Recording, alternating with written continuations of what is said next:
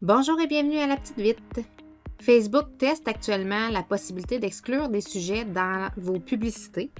Actuellement, vous avez certains contrôles au niveau du placement de votre publicité, comme vous le voyez à l'écran.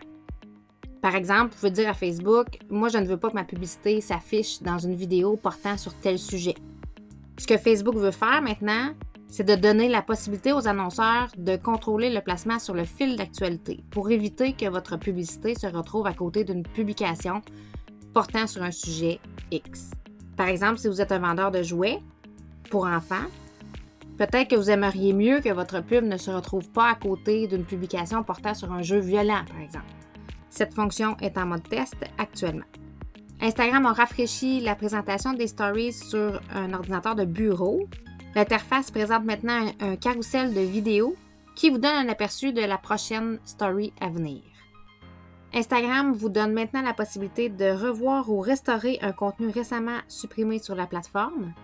Dans les paramètres du compte, vous aurez maintenant accès à un dossier qui s'appelle « Récemment supprimé », dans lequel Instagram archivera les stories que vous aurez supprimées, et ce pendant 24 heures, alors que tout autre contenu que vous aurez supprimé sur Instagram, comme par exemple des photos ou des vidéos, il sera archivé pendant 30 jours avant d'être supprimé à jamais.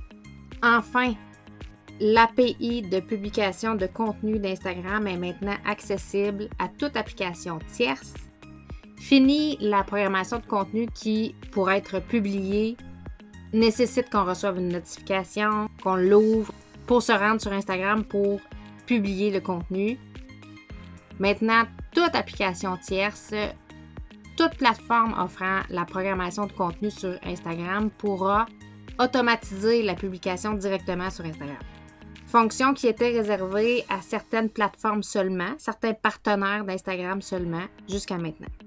Une nouvelle fonction de cabine photo dans les stories qui vous permet de créer une story qui affiche des photos qui donnent l'impression d'avoir été prises dans une cabine.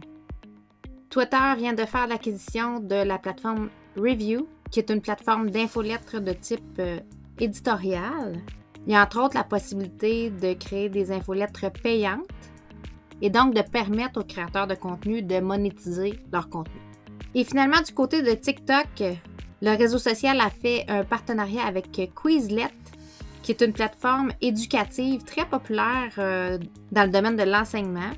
Vous pourrez désormais ajouter un lien vers une fiche Quizlet dans vos publications sur TikTok. Voilà, c'est tout pour la petite vite. On se dit à bientôt. Prenez soin de vous.